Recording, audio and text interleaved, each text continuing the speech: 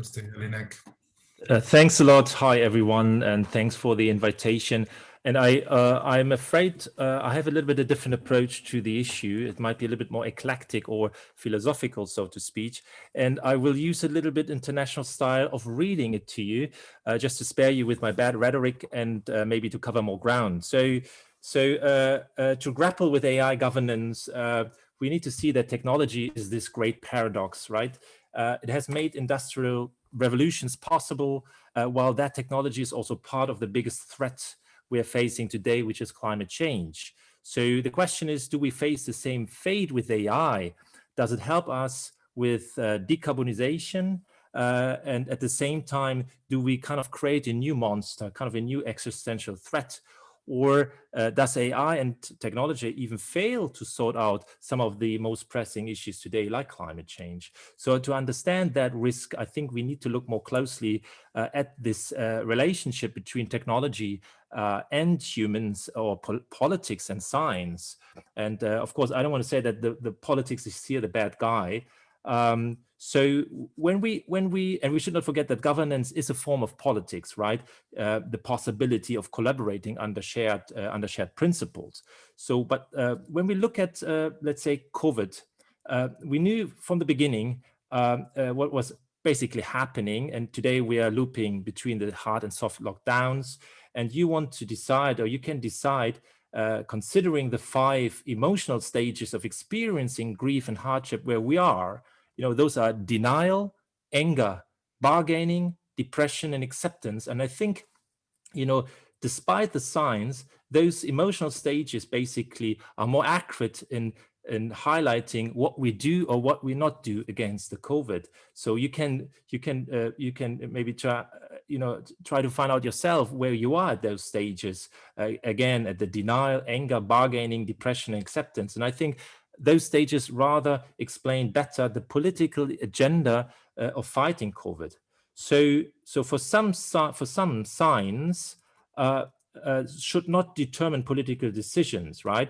Based on ideas of freedom of economic activity or other political identities, while canceling out other identities. So to understand that better, we maybe have to look a little bit into history. Us humans, we always have taken ourselves very important ontologically and morally, and we put ourselves at the center of the universe, right? So, but that human-centeredness has also experienced maybe 3 big assaults, or 3 big faults, if you wish. First, again, was the Copernican revolution. The Earth is not at the center. Second was Darwin theory. We are not God's creation. And the third might be not that obvious, but it's psychology, and with Sigmund Freud, that we are even not the master of our own psyche. So we are rather determined by some outside forces, well, like social media and fake news, maybe. So maybe apropos fake news, I just want to maybe highlight the twisted nature of fake news here. It's not just about who has an interest in disinformation. It's not just that question, but which dominant group fears of having lost the monopoly of legitimate lying. So it's a little bit twisted here. But why science and technology has radically undermined our self-love as human, our human-centeredness. At the same time, science has moved center stage, right? So we might call this technocentrism. So with that technocentrism, actually, we have thought to control nature even more than we took ourselves serious in the past as a humanity. So in other words, over the centuries, we have continued taking ourselves even more serious by increasingly hiding behind science. So I don't want to say that science is something bad here, but you can see or notice that science is also often used an excuse for political inaction or climate inaction, for example. So I'm coming more to artificial intelligence in a second. So why is science so powerful? So science is obviously a human artifact, but it is not a social construction or an expression of a certain group, like those deniers who fear or negotiate, accept. But science is the real of our historical moment that which remains the same in all possible symbolic universes. So basically, science cannot replace by another cognitive dialectic based on hypothesis and verification.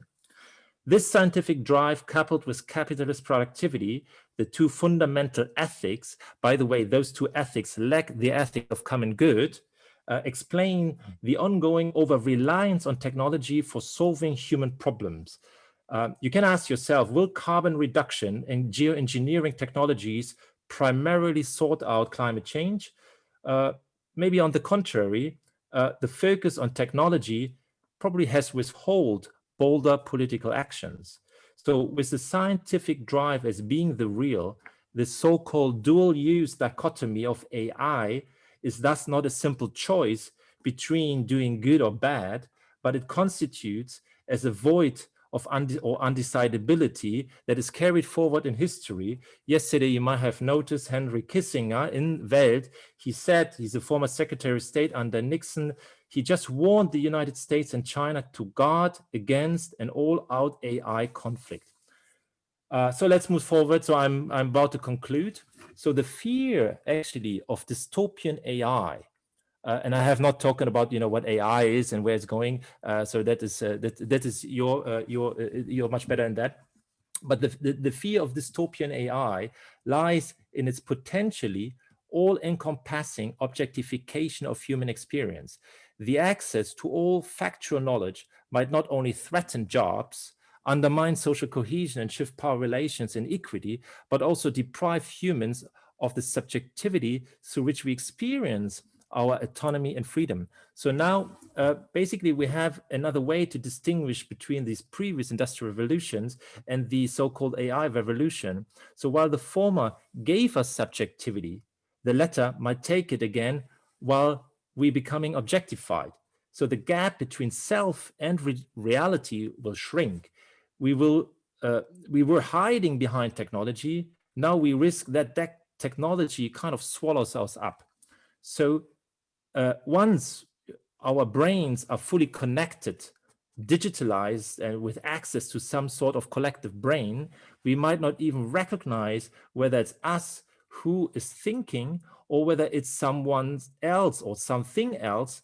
And what once again, it's not us who is thinking, whether it's someone's or some else's thoughts, and that we are doing something that was basically uploaded to our brain.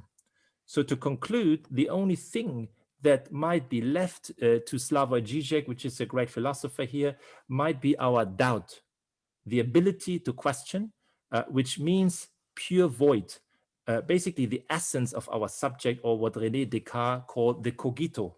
So, but so unlike some very influential practitioners or theorists of singularity, this process, this might open up actually a different path towards a future where our emancipatory drive is able again to create a new possible and even new desirable world. Thank you very much.